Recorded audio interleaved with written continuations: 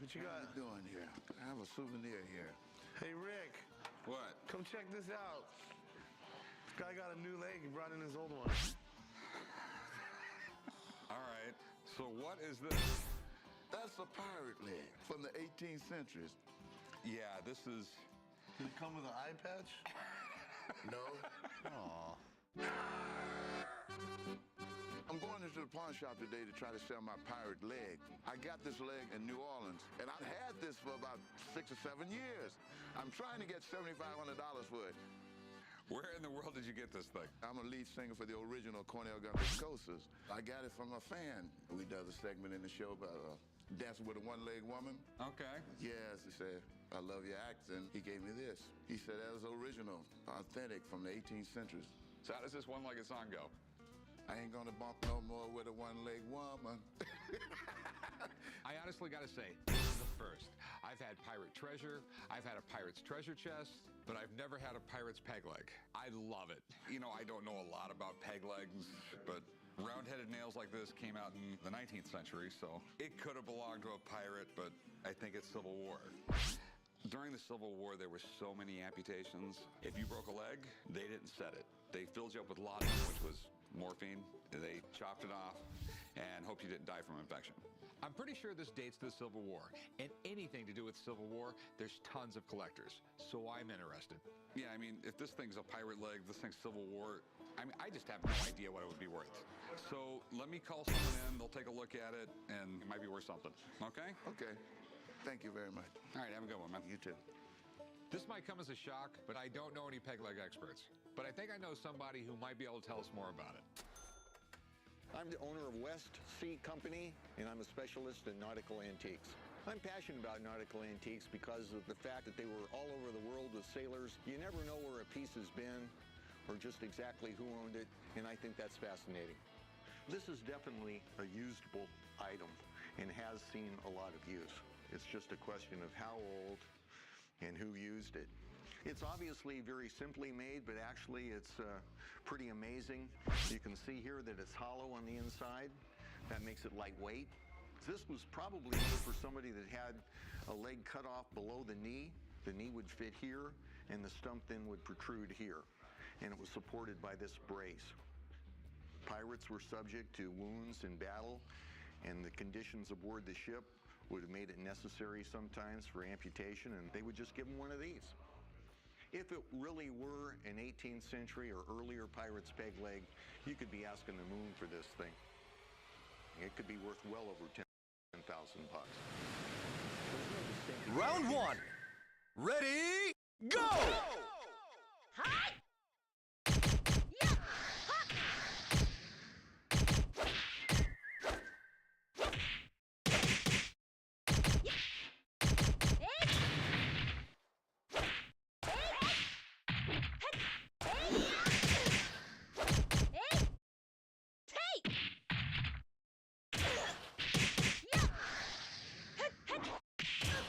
Knockout!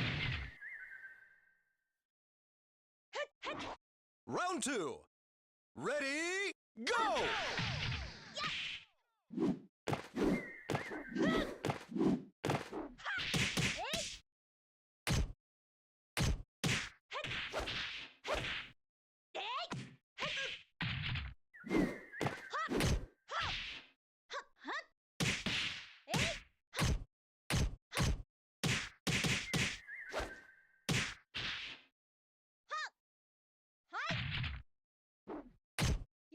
Knockout!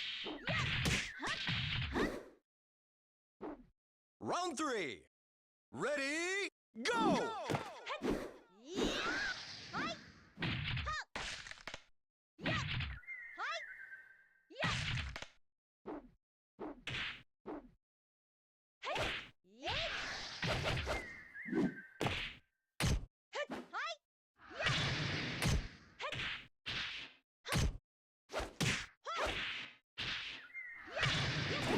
Knockout!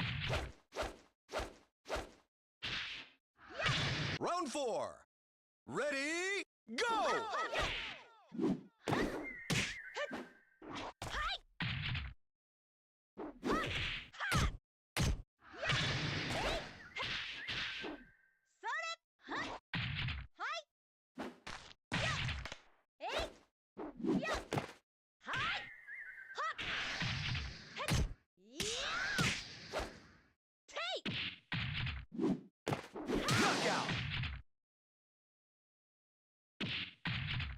Round 5. Ready, go!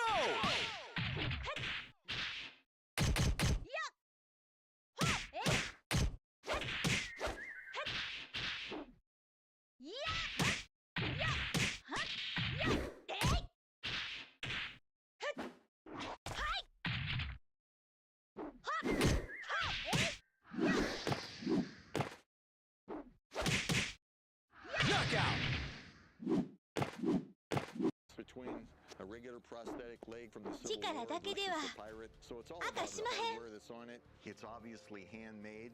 All the wood is hand carved. But judging from the flathead type nails, I would say that this thing is probably mid-19th century from the Civil War. If it were 18th century, they would have been rosehead nails, which would have been made by a blacksmith. So, in my opinion, just as it is, it's worth about $1,000. Oh, okay. Well, thanks for coming in, Ron. Yeah, my Appreciate pleasure. it. There is a huge market for Civil War era collectibles, and this is a quality handmade piece probably used by a soldier. This will be a quick sell if I can get it for a decent price. So how much did you want for it? 7,500. Well, I mean, he just told us it's probably worth $1,000. Okay, 55. I'd give you like $500 for it. No, come on. You can't do any better than that. If you're taking a trip with your friends, why pay for full hotel rooms to stay apart from your friends? Get an Airbnb and stay together for less. I betrayed my wife and my children, but I did not kill her. DNA was found under her fingernails. It's planted. They're trying to free me. Does your wife think you're guilty?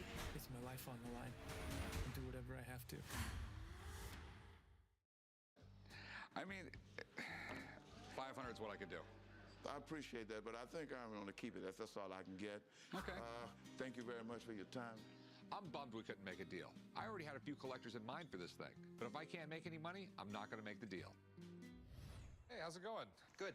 So what do you have here? Pennsylvania oil field, 1870s, 1880s, wooden barrel with gargoyle advertising. It's really, really cool because most of these were returned for their deposit. It's also weird to me that that's called a bunghole, by the way. I had to say it. That's what that's called. That's called Yes, it is. It is a bung. I came to the pawn shop today to try to sell my Pennsylvania oil field wooden barrel with gargoyle advertising on it.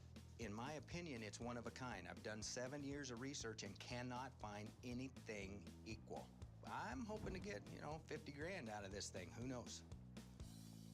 I mean, it's deeply cool. The world was basically dark before 1859 when they found oil in Pennsylvania. They didn't have pipelines or anything yet, and they didn't have steel barrels or anything, so this is what everything was transported in. So when you went down to your local store, you would have a rack of oil there, and that's why this would be out like this, and you buy a gallon. This is the Vacuum Oil Company, and you have the gargoyle here. The Vacuum Oil Company didn't start using the Mobil Oil logo till 1899. So we know it's right around that time. Vacuum Oil Company eventually became Mobil. Yep. Which is now the biggest oil company in the world. Right. So, I mean, it's a really neat piece of history. You don't see a lot of these anymore. It's the only one I could find. How much do you want for it? You only get one of these a lifetime, in my opinion. I'm going to tell you 50 grand. That's a start, Yeah, Hey, that's definitely I'm a with you. start. Well, hey. We all got to start somewhere. That's right. I think you're asking way too much. Okay. You're not going to hurt my feelings. I'd give you $1,000 for it. I mean, it takes up real estate, dude. I mean, it's super cool, but I got to resell it. I'll tell you what, $2 grand, it's yours. It's worth every penny, you know that. Can we meet in the middle of $1,500?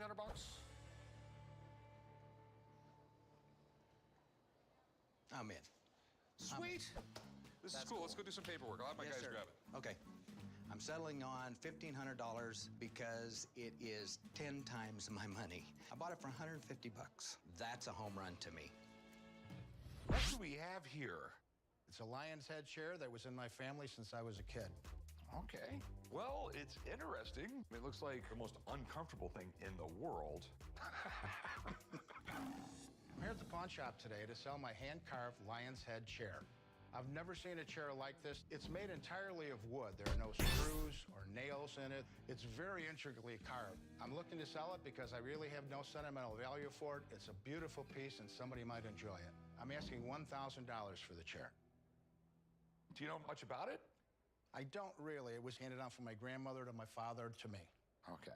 So chairs like this, they sort of became popular because of a guy named Raymond Gant. In the 30s, he traveled all over the South Pacific and Hawaii. Eventually moved back to California, opened up a tiki bar in LA, and he called it Don the Beachcomber. So the tiki thing became real popular.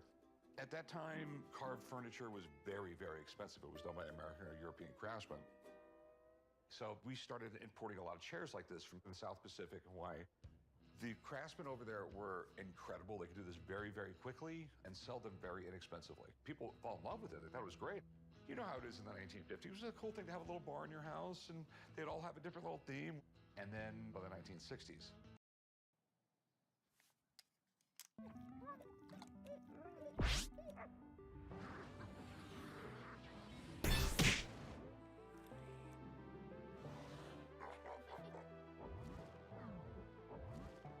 Explore endless ways to space. Set sold separately.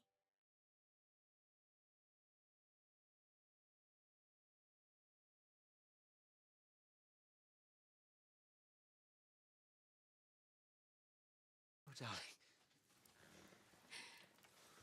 I'm off. They just went out of style. Round one. Ready, go!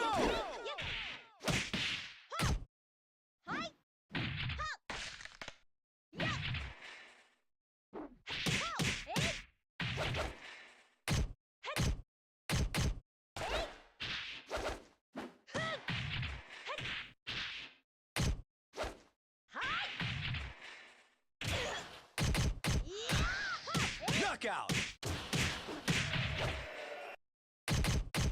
Round two. Ready, go!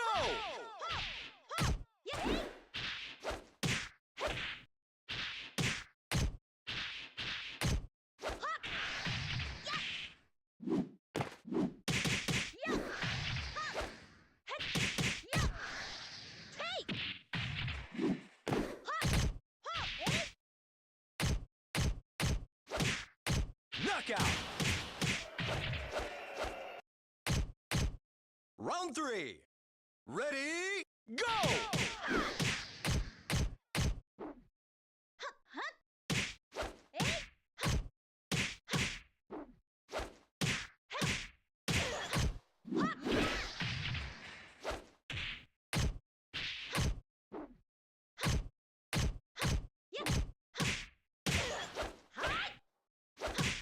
Knockout!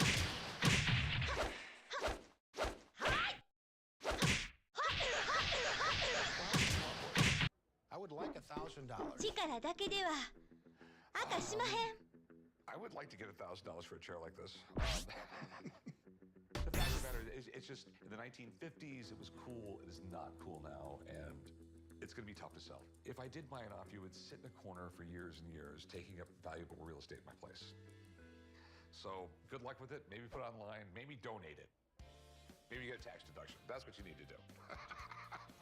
Have a good one. Unfortunately, I didn't make the deal today. I'm not sure what I'm going to do with the chair, but I guess I'll just sit on it.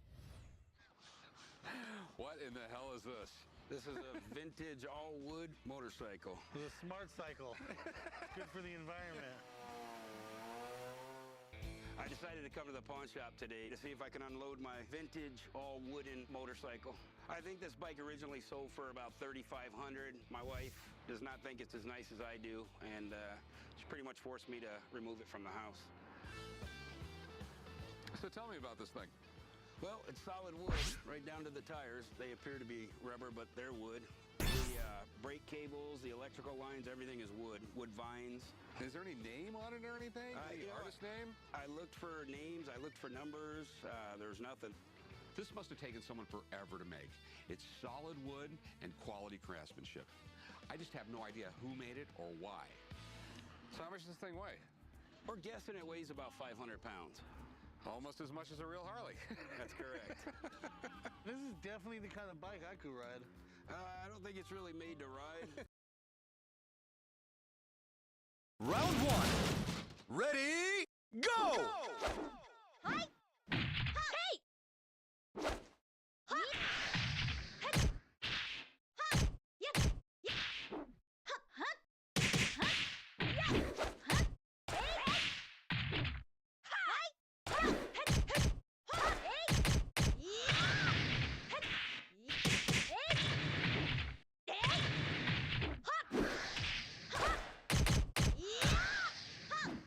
Knockout! Round two. Ready, go!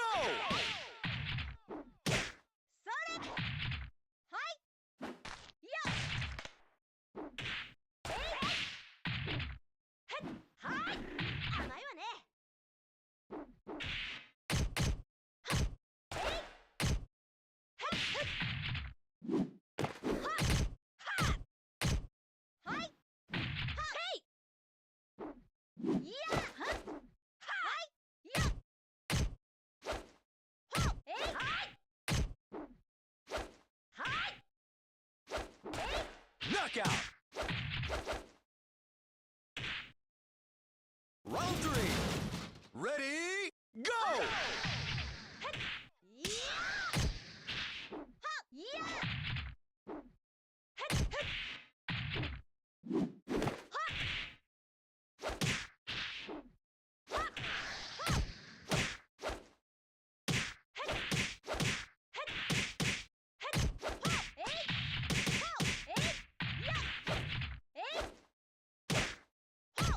Knockout! Round four. Ready, go!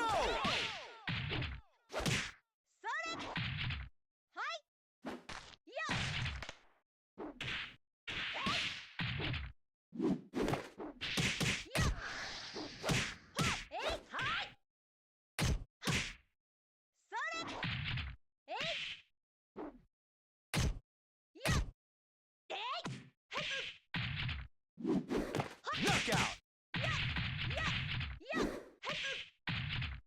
Round five. Ready, go!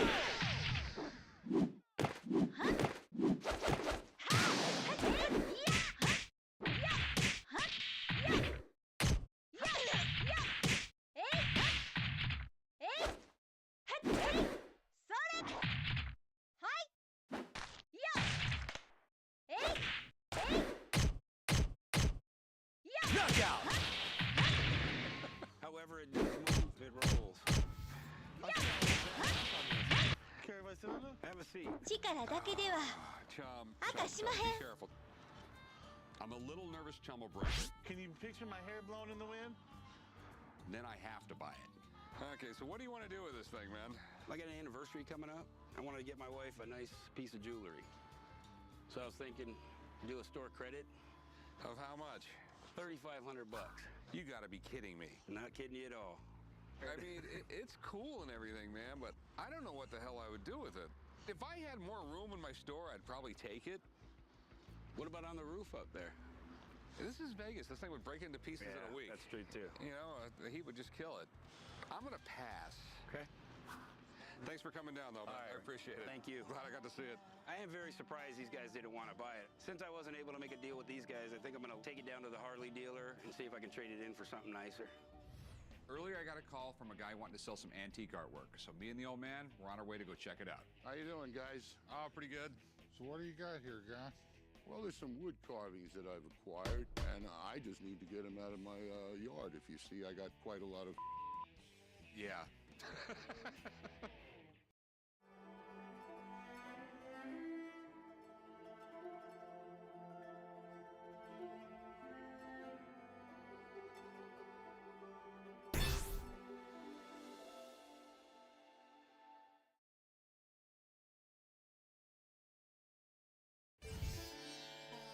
I called the guys from the pawn shop because I want to sell my wood carvings.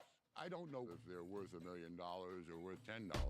At this point, I'd like to get them out of my garage and have somebody that could really enjoy them. So where did you get these? I renovate hotels and I throw them out. Okay. And I just didn't bring myself to throw them out. Yeah, I mean, it definitely looks like it's from India or from Thailand. Look at all the details in it. They got warriors, horses. I'm sure it was a really drawn-out process. And I believe that they depict the two princes in India that were fighting against each other. Asian wood carvings can be worth big money, especially the pieces that are really old, handcrafted by real artists. Just think of all the time and skill it took to make this. This must have took hundreds of hours to make. You know, I'm looking at the cuts to see maybe the age of it. I think the back is sandsaw, so it could be, early 1900s. I don't think it's that old because there's hardly any oxidation on the wood on the back of it. If you got raw wood, the older it is, the air affects it really bad. I'm thinking it's probably 20 or 30 years old tops. This is the kind of stuff that is sold to like tourist trade for decorative arts. And most of the time they just carve the same thing over and over and over again. These pieces probably still took a lot of time to make, but they're not very old and they were made for tourists, so it's not the same craftsmanship you would see on the older pieces. They're still really cool, but you had to have the space to display them. It would take a Pacific-type buyer because they're huge. I realize they're going to take I'll give it 100%! Yeah, they are 最強の格闘技を beautiful. 教えてやろう。 The problem is it's not that old. 空手だよ。 And Round by the time one. you put this thing together, Ready? it takes up a room. Go! Another problem you have is these were from a tropical climate up to Nevada climate, and that's why they're cracking and Do you have any...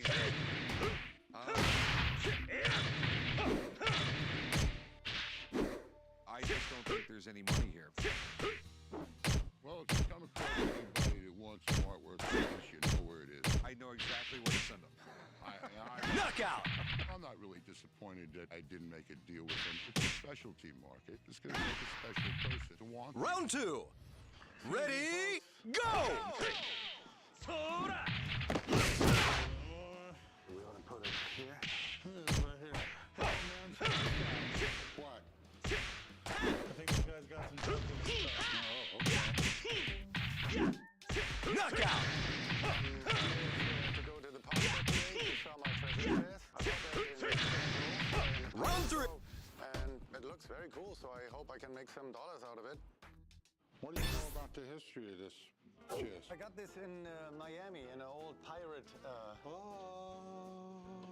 store, and they had like all kinds of pirate things, and that's where I bought it. Okay, the first treasure chest made were Armada chests, which was made for the Spanish to bring the loot back from the New World. There weren't no bank transfers or anything back there. It was all hard currency, gold, silver. It was all transported by strongboats. The carvings that are for pattern, they've been popular since the 15th century or so. So you couldn't date it by the carvings, that's for sure. And it's made out of what is known as wormwood. It's a fairly expensive wood. The crazy worms live in there. That's exactly what it was. Then when they cut it down, they cured it, they died, they left all the holes. Hinges are modern, I can tell you that. This is all machine work. Yeah. These are not hand riveted. This is either a storage or a hope chest. Back in the day, houses was open. A lot of dust got in and everything. So blankets, sheets, pillows, and everything, they stored them in chests so that they wouldn't get dirty. It only took a second to see it wasn't a treasure chest. The screws and the hinges were all modern, and that's a dead giveaway. What you trying to do with it, son? Sell it, pawn it, what? I would like to sell it. What are you thinking it's worth? Do you think $300 is a fair price? I think that you're well within the ballpark. It's just something that we couldn't use. I'll be honest with you, I would get in the phone book, call some decorators. They can spend some high dollars sometimes for items. We just don't have the room for a big bulky old chest. It'd make a hell of a coffee table for someone, but we're not a furniture store. Appreciate you coming in. And thank you very much for your time. Over 6,500 donkeys are living safe and happy lives in the Donkey Sanctuary's care. But the rising cost of donkey care is putting pressure on our sanctuaries. The price of straw has surged by 14%. veterinary bills have risen by 6. Round 1. Ready, go!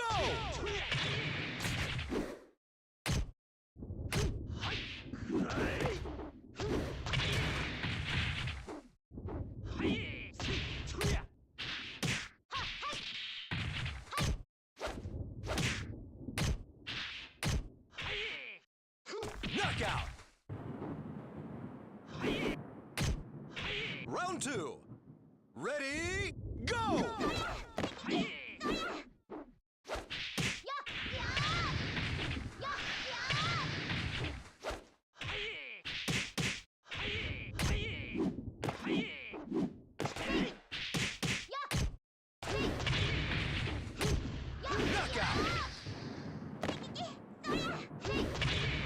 Round 3. Ready, go!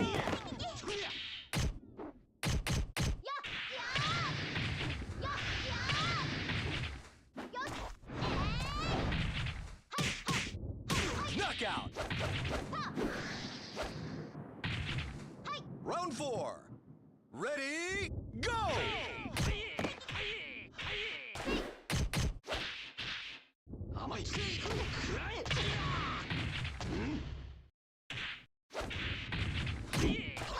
Knockout!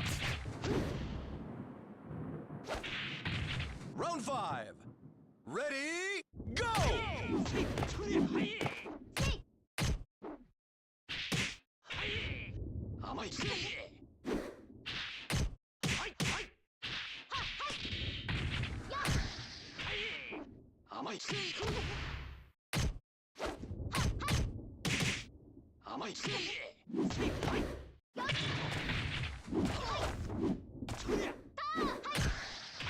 Knockout!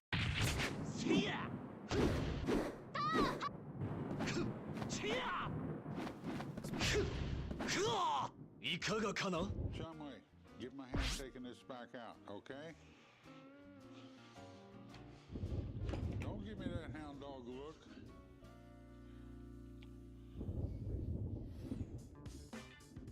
What do we got here?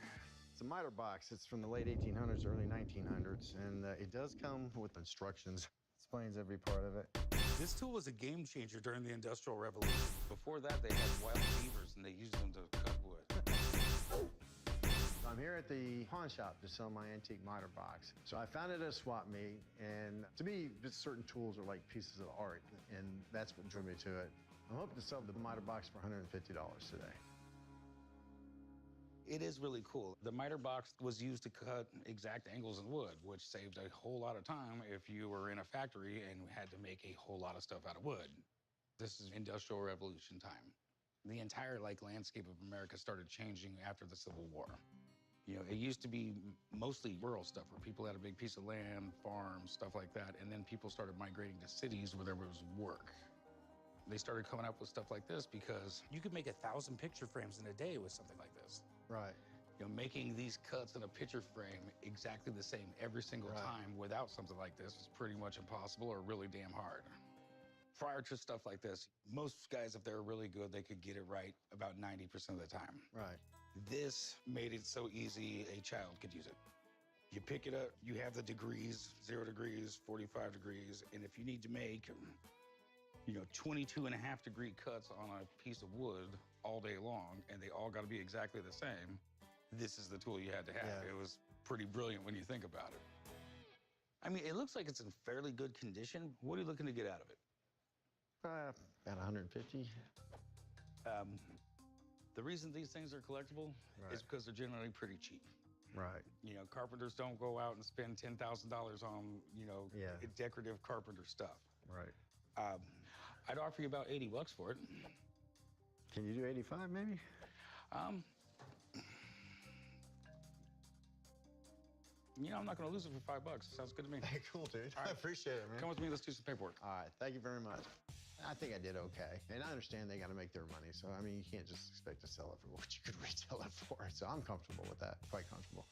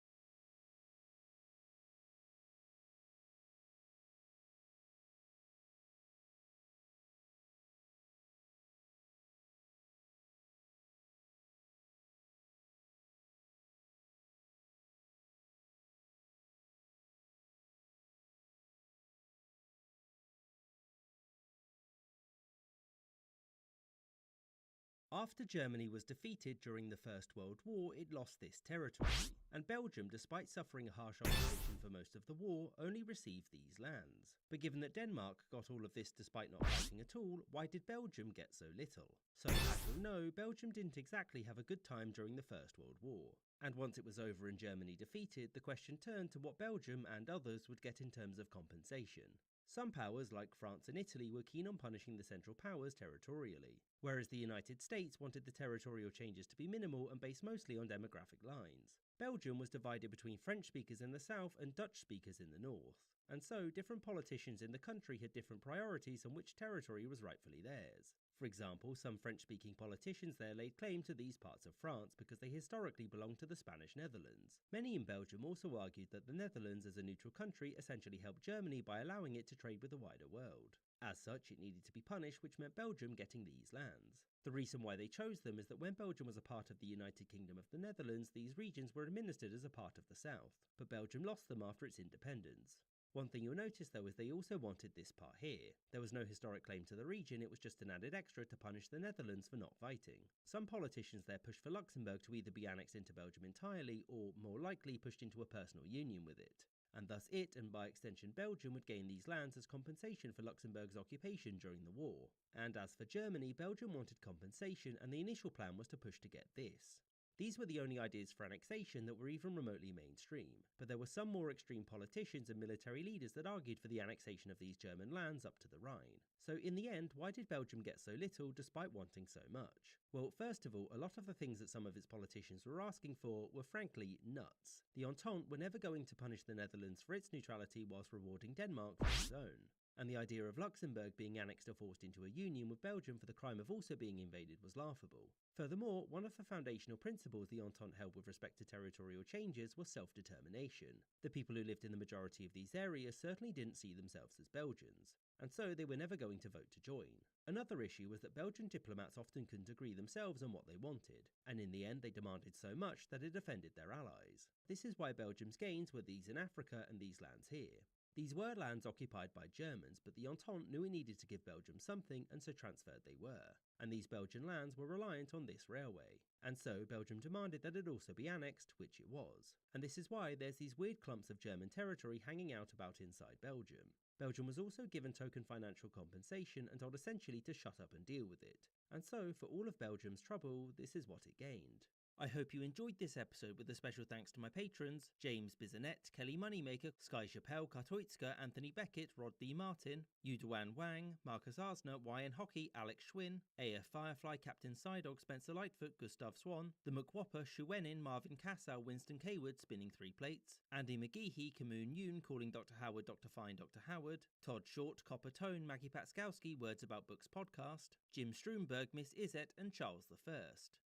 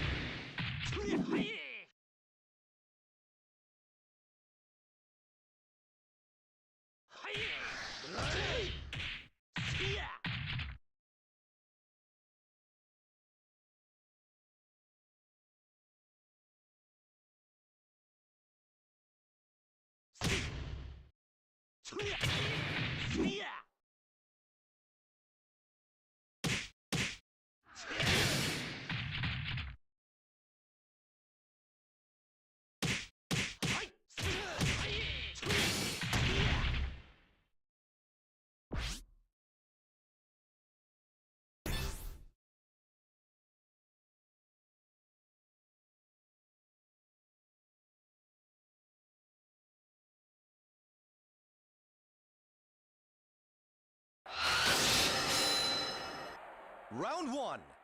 Ready, go!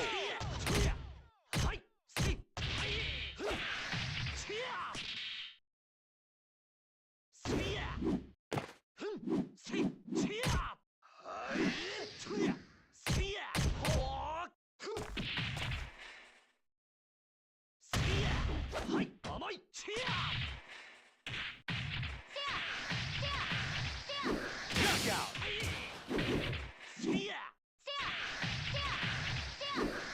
Round two. Ready, go!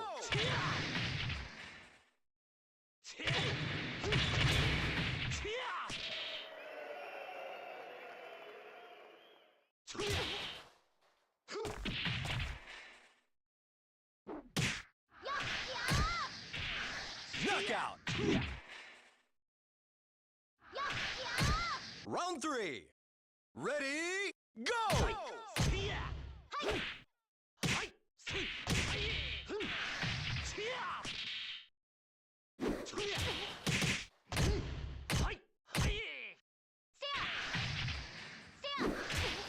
Knockout!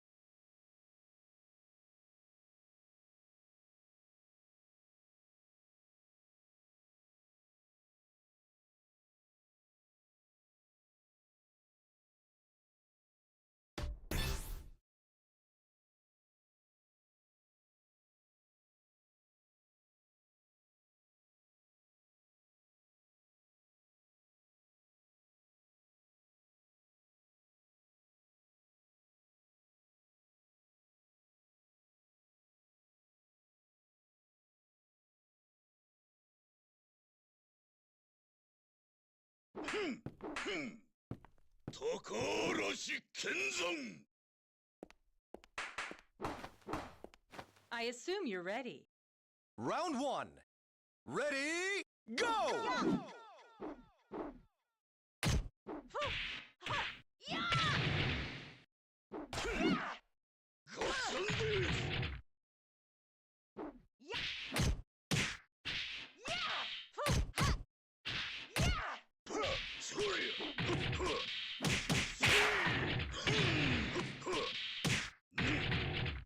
Knockout!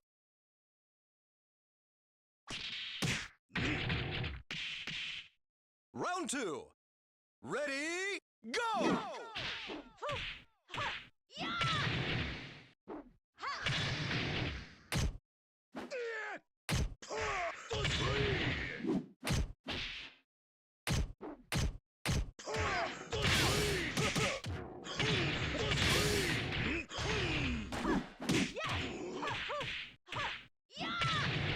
Knockout!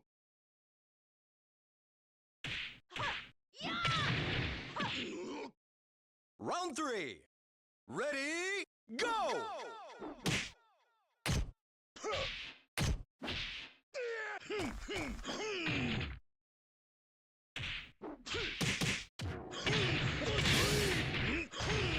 Knockout!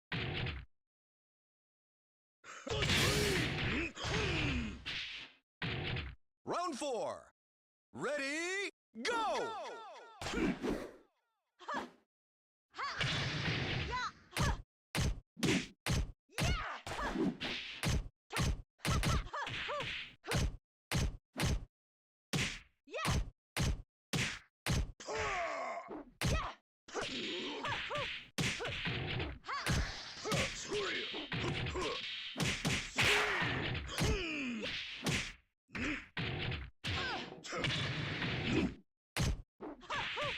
Knockout!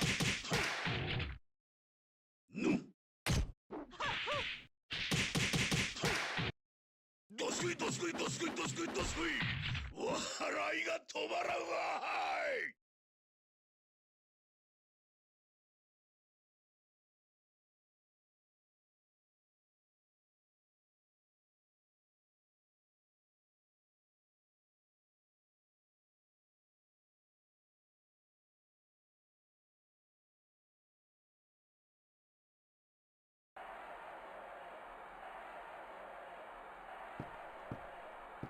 この時を待ってたぜ。 You'll enjoy this, trust me. Ready? Round 1. Ready, go!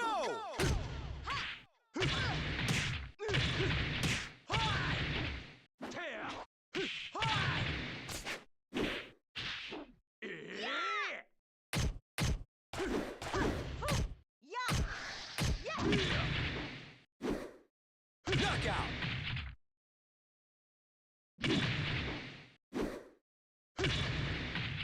Round 2. Ready, go!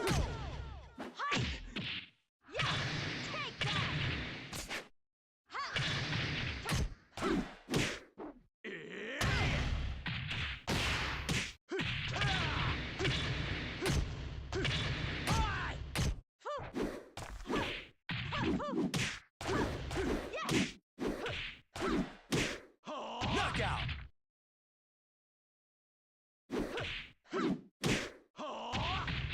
Round 3. Ready, go!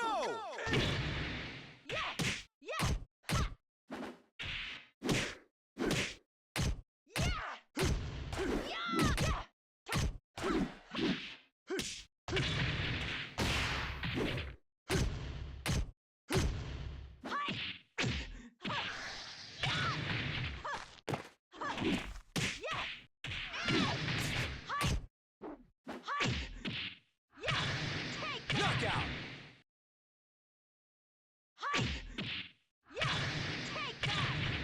Round 4. Ready, go!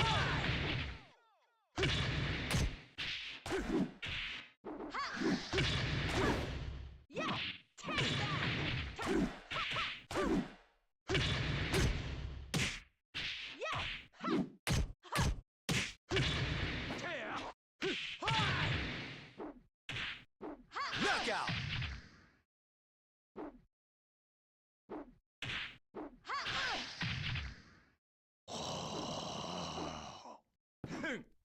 Junen 早いんだよ!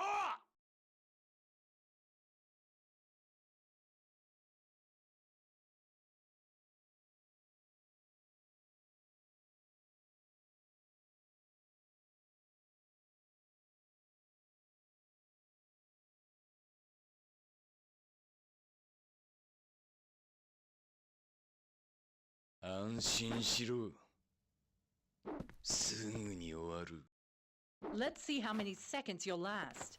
Are you ready for this? Round 1. Ready, go!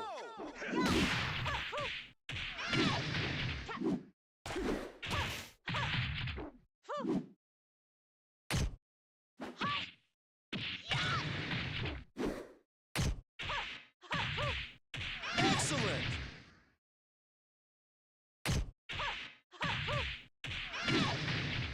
Round 2. Ready, go!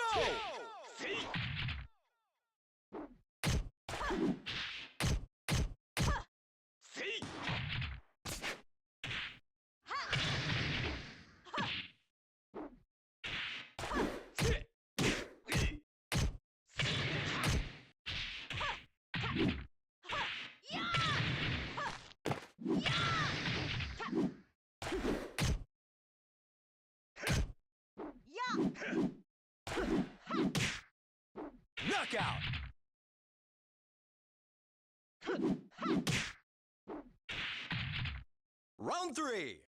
Ready, go!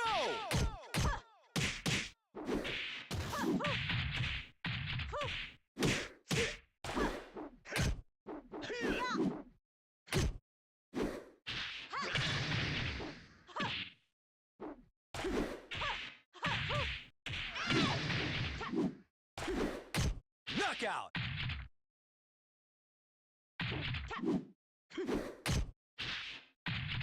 Round 4. Ready, go!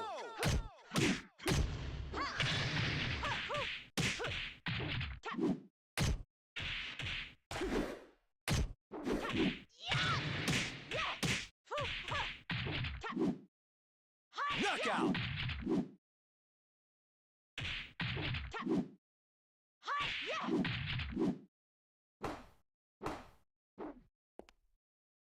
Try again in a few years.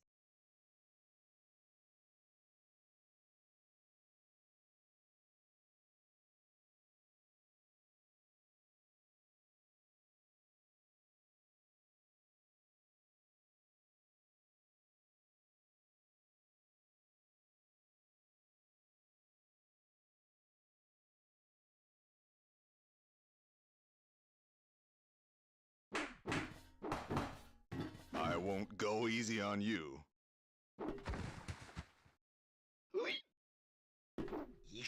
Round 1.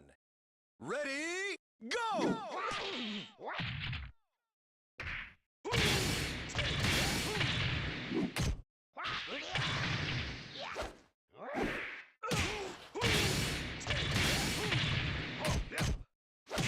Knockout!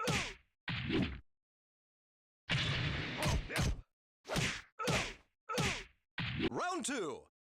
Ready, go!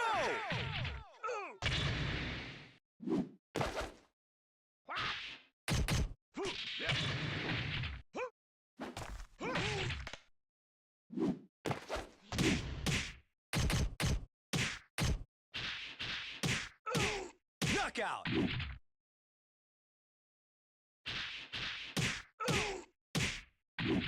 Round 3. Ready, go!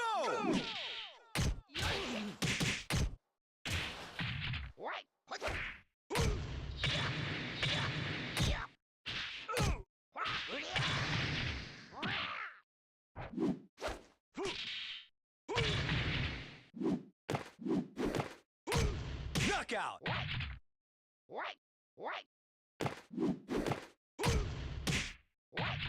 Round 4. Ready, go!